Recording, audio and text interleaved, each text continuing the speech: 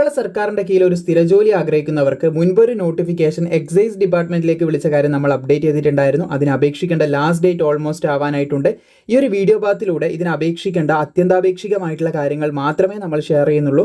പലപ്പോഴും നമ്മൾ last date video ചെയ്യുന്ന സമയത്താണ് അധിക കുട്ടികളും ഇതിനെപ്പറ്റി അറിയുന്നത്, അധിക ഉദ്യോഗാർത്ഥികളും ഇതിനെപ്പറ്റി അവെയർ ആവുന്നത്. അങ്ങനെയാണ് നിങ്ങൾ ആദ്യമായിട്ടാണ് ഇതിനെപ്പറ്റി അറിയുന്നതെങ്കിൽ നിങ്ങൾ വളരെ പെട്ടെന്ന് വീഡിയോ കണ്ട് മനസ്സിലാക്കിയതിന് ശേഷം നിങ്ങൾക്കിതിൽ അത്യന്താപേക്ഷികമായിട്ടുള്ള വിവരങ്ങൾ, അതായത് ഡീറ്റെയിൽസ് മാത്രമേ ഷെയർ ചെയ്യുന്നുള്ളൂ. വളരെ ഇമ്പോർട്ടൻ്റ് ആയിട്ടുള്ള കാര്യങ്ങൾ മാത്രമേ ഷെയർ ചെയ്യുന്നുള്ളൂ. കാരണം ഇതൊരു ലാസ്റ്റ് ഡേറ്റ് വീഡിയോ ആണ്. ഇതിന് മുൻപ് ഇതിൻ്റെ ഡീറ്റെയിൽ വീഡിയോ നമ്മൾ ചെയ്തതാണ്.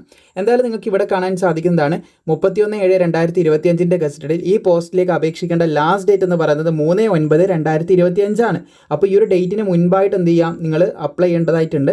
അപ്പോൾ വളരെ പ്രധാനപ്പെട്ട കാര്യമാണ് നമ്മൾ ഈ വീഡിയോയിലൂടെ ഷെയർ ചെയ്യുന്നത്. ഇതിന് മുമ്പ് നമ്മൾ വീഡിയോ ചെയ്തതാണ്, പക്ഷേ ലാസ്റ്റ് ഡേറ്റ് ആയതുകൊണ്ട് വളരെ ഇമ്പോർട്ടൻ്റ് ആയിട്ടുള്ള കാര്യങ്ങളാണ് ഇപ്പോൾ നമ്മൾ ഷെയർ ചെയ്യാനായിട്ട് പോകുന്നത്. ഇനി ഇതിന് അപേക്ഷിക്കുന്ന മെത്തേഡ് പറയാം, അതുമുതൽ നമുക്ക് തുടങ്ങാം. ഇവിടെ നിങ്ങൾക്ക് കാണാൻ സാധിക്കും ഒരു കാറ്റഗറി നമ്പർ പറഞ്ഞിട്ട് നിങ്ങൾ കേരള PSCൻ്റെ വെബ്സൈറ്റിൽ വൺ ടൈം രജിസ്ട്രേഷൻ കംപ്ലീറ്റ് ചെയ്തവരാണെങ്കിൽ, ചെയ്തിട്ടില്ലെങ്കിൽ അത് ചെയ്യുക. അതിനുശേഷം നിങ്ങൾ എന്ത് ചെയ്യണം, ലോഗിൻ ചെയ്യണം. PSCൻ്റെ വെബ്സൈറ്റിൽ നിങ്ങൾ ലോഗിൻ ചെയ്യുക. ലോഗിൻ ചെയ്തതിന് ശേഷം ഈ ഒരു കാറ്റഗറി നമ്പർ നിങ്ങൾ അവിടെ എൻ്റർ ചെയ്യുക. അതായത് നോട്ടിഫിക്കേഷൻ സെക്ഷനിൽ അത് എൻ്റർ ചെയ്യാനുള്ള ഓപ്ഷൻ ഉണ്ടാവും. അത് എൻ്റർ ചെയ്താൽ നിങ്ങൾക്ക് എക്സൈസ് ഇൻസ്പെക്ടർ എന്ന് പറയുന്ന ഈ ഒരു പോസ്റ്റ് കാണാൻ സാധിക്കും. എന്നിട്ട് നിങ്ങൾക്ക് അവിടെ നിന്ന് അപ്ലൈ കൊടുത്തിട്ട് മൂവ് ചെയ്യാൻ, അതായത് മുന്നോട്ടേക്ക് പോകാൻ സാധിക്കുന്നതാണ്. അവിടെ തന്നെ ഈ നോട്ടിഫിക്കേഷൻ നിങ്ങൾക്ക് കാണാനായിട്ട് സാധിക്കുന്നതാണ്. ആവശ്യമാണെങ്കിൽ അവിടെ നിന്ന് ഡൗൺലോഡ് ചെയ്യാം. എന്തായാലും നമുക്ക് ഇതിൻ്റെ ഡീറ്റെയിൽസ്, അതായത് അപേക്ഷിക്കാനായിട്ട് ക്വാളിഫിക്കേഷനും കാര്യങ്ങളൊക്കെ ആവശ്യമാണല്ലോ, അതൊക്കെ എന്തൊക്കെയാണെന്ന് നമുക്ക് ഡീറ്റെയിൽ ആയിട്ട് നോക്കാം. എക്സൈസ് ഡിപ്പാർട്ട്മെന്റിലേക്ക് എക്സൈസ് ഇൻസ്പെക്ടർ പോസ്റ്റിലേക്കാണ് അപേക്ഷ വിളിച്ചിട്ടുള്ളത്. അപ്പോൾ ഇതിന് വനിതകൾക്കും പുരുഷന്മാർക്കും ഒരുപോലെ അപേക്ഷിക്കാൻ സാധിക്കുമെന്ന് ശ്രദ്ധിച്ചിരിക്കുക. 43,400 മുതൽ 91,200 വരെയാണ് ശമ്പളവും കാര്യങ്ങളൊക്കെ പറഞ്ഞിട്ടുള്ളത്. 6 ഒഴിവുകളാണ് നിലവിലിപ്പോൾ റിപ്പോർട്ട് ചെയ്തിട്ടുള്ളത്. നിലവിലിപ്പോൾ റിപ്പോർട്ട് ചെയ്ത ഒഴിവ് നോക്കി നിങ്ങൾ അപേക്ഷിക്കാതിരിക്കേണ്ട. നിങ്ങൾക്ക് യോഗ്യത ഉണ്ടെങ്കിൽ, താല്പര്യമുണ്ടെങ്കിൽ തീർച്ചയായിട്ടും നിങ്ങൾ അപ്ലൈ ചെയ്യുക. Method of appointment direct recruitment ആണ്. 19 വയസ്സ് മുതൽ 31 വയസ്സ് വരെയുള്ളവർക്ക് അപേക്ഷിക്കാൻ സാധിക്കും. 2/1/1994 അതുപോലെ 1/1/2006 ഈ ഒരു ഡേറ്റിലും ഇതിൻ്റെ ഇടയിലും ജനിച്ചവർക്കാണ് കേട്ടോ അപ്ലൈ ചെയ്യാനായിട്ട് സാധിക്കുന്നത്. SC/ST ആകുമ്പോൾ 5 വർഷത്തെ ഇളവ് ലഭിക്കും. SC/STക്ക് 5 വർഷത്തെ ഇളവ് ലഭിക്കും. പിന്നെ OBC ആകുന്ന സമയത്ത് 3 വർഷത്തെ ഇളവും പ്രായത്തിൽ ലഭിക്കുന്നതായിരിക്കുമെന്ന് ശ്രദ്ധിക്കാം. ഇനി ക്വാളിഫിക്കേഷൻ നോക്കുകയാണെങ്കിൽ നിങ്ങൾക്ക് ഇവിടെ കാണാൻ സാധിക്കും BA ഉണ്ടായിരിക്കണം, അല്ല BSc ഉണ്ടായിരിക്കണം, അല്ല BCom ഡിഗ്രി ഉള്ളവർക്ക് അപ്ലൈ ചെയ്യാനായിട്ട് സാധിക്കുമെന്ന് ശ്രദ്ധിച്ചിരിക്കാം.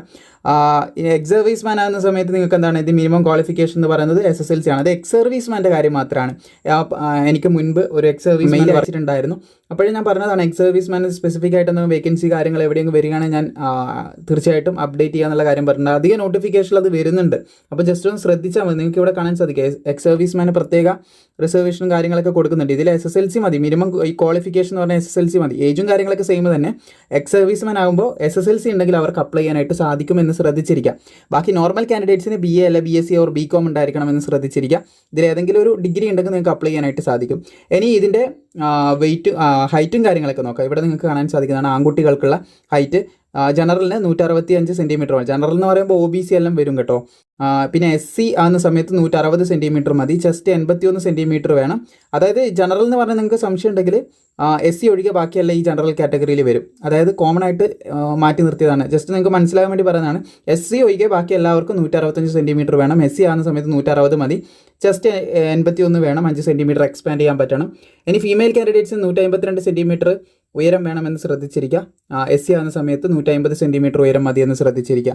അതുപോലെ തന്നെ no relaxation will be allowed for SC/ST candidate in the matter of chest measurement. Chest മെഷർമെൻറ്റിൽ SC/STക്കൊന്നും യാതൊരു ഇളവുമില്ല എന്ന് പ്രത്യേകം പറഞ്ഞിട്ടുണ്ട്.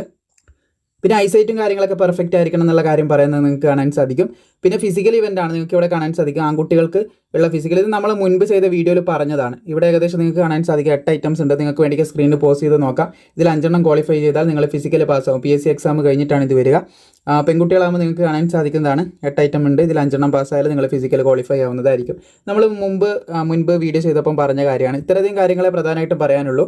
അപ്പം വളരെ പെട്ടെന്ന് എന്ത് ചെയ്യുക, PSCൻ്റെ വെബ്സൈറ്റിൽ ലോഗിൻ ചെയ്ത് അപേക്ഷിക്കാൻ താല്പര്യമുള്ളവർ ഈ ഒരു കാറ്റഗറി നമ്പറിലൂടെ അപ്ലൈ ചെയ്യുക.